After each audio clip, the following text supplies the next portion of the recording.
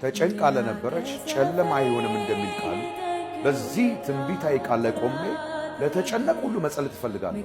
በማንኛውም የህይወት ጉዳይ ላይ የተጨነቃችሁ ሁሉ ዛሬ ከእናንተ ጋር በምጸልየው ጸሎት እኔ አምናለሁ ከተለያየ ጭንቀት ትወጣላችሁ። እንጸልይ እስቲ። እግዚአብሔር ተአምር ያደርጋል።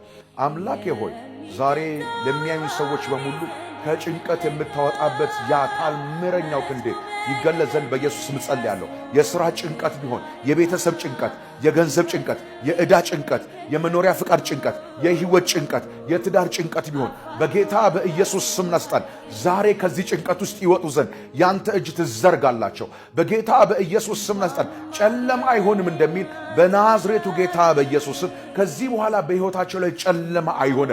ብርሃን ይብራላቸው። የተስፋ ብርሃን ይብራላቸው። የተአምር ብርሃን ይብራላቸው። የፈውስ ብርሃን ይብራላቸው። የማዳን ብርሃን ይብራላቸው። በናዝሬቱ ጌታ በኢየሱስ ስም ለጭንቀት ምክንያት ከሆናቸው ነገር ውስጥ ሁሉ የሚወጡበት ያበር ዛሬ ይከፈት።